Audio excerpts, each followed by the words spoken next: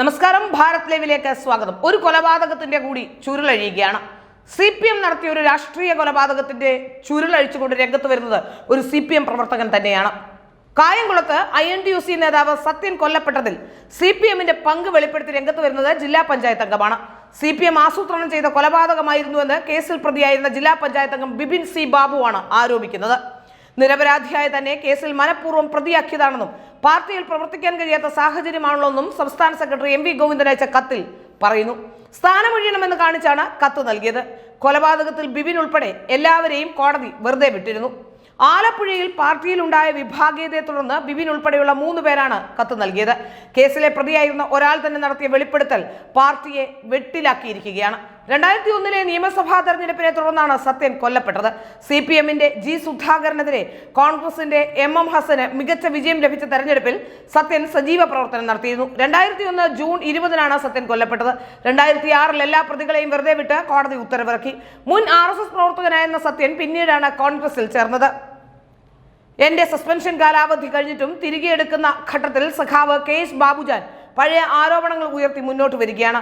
Party ആലോചിച്ച് നടത്തിയ RSS പ്രവർത്തകനായിരുന്ന സത്യന്റെ കൊലപാതക കേസിൽ നിരപരാധിയായിരുന്ന എന്നെ പ്രതിയാക്കിയതിനെ തുടർന്ന് 19-ാം വയസ്സിൽ ഞാൻ 65 ദിവസം ജയിൽവാസം അനുഭവിച്ചിട്ടുണ്ട് എന്നാണ് ബിപിൻ കത്തിൽ പറയുന്നത്.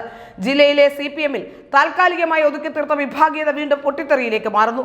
കായംകുളം ഏരിയ കമ്മിറ്റി അംഗവും മുൻ ഏരിയ കമ്മിറ്റി അംഗവും പാർട്ടിയിൽ നിന്ന് രാജിവെക്കുകയും ചെയ്തു.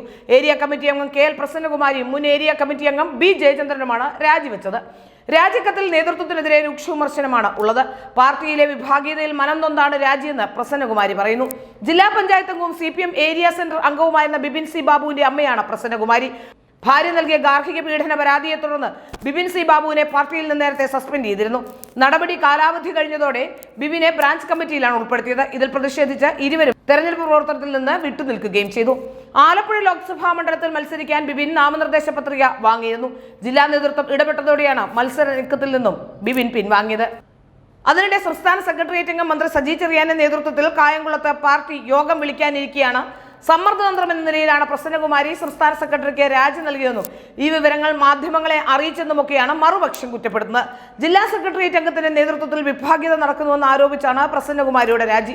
ഏരിയ കമ്മിറ്റി അംഗവും പത്തിയൂർ ഗ്രാമപഞ്ചായത്ത് മുൻ പ്രസിഡന്റുമാണ് പ്രസന്നകുമാരി.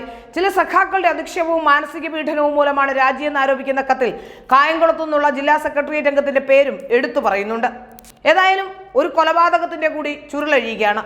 ഈ വിഷയത്തിൽ ഇനി മുൻ RSSകാരനായിരുന്നെങ്കിലും പിന്നീട് കോൺഗ്രസ്സുകാരനായിരിക്കുമ്പോഴാണ് മരണപ്പെടുന്നത്. സത്യൻ എന്നയാളുടെ മരണവുമായി ബന്ധപ്പെട്ട് ഇപ്പോൾ കോൺഗ്രസിന് എന്താണ് പറയാനുള്ളത് എന്ന, അല്ലെങ്കിൽ ആ കൊലപാതകത്തിന്റെ ചുരുളഴിയുമ്പോൾ RSSും അതുപോലെ തന്നെ കോൺഗ്രസുമൊക്കെ ഇനി എന്താണ് നടപടികളിലേക്ക് പോകുന്നത്, അല്ലെങ്കിൽ എന്ത് തരത്തിലുള്ള പ്രതിരോധമായിരിക്കും CPMന് സൃഷ്ടിക്കുക എന്നതാണ് ഇനി അറിയേണ്ടത്. പ്രത്യേകിച്ച് ആ കൊലക്കേസിൽ പ്രതിയായിരുന്ന ഒരാൾ, ആ ആൾ തന്നെ പറയുമ്പോൾ, ആ കേസുമായി ബന്ധപ്പെട്ടുള്ള വിവരങ്ങൾ കൃത്യമായി തന്നെ പറയുമ്പോൾ അതിന് പ്രാധാന്യമേറുകയാണ്, പ്രത്യേകിച്ച് ഈ തെരഞ്ഞെടുപ്പിന്റെ കാലഘട്ടത്തിൽ.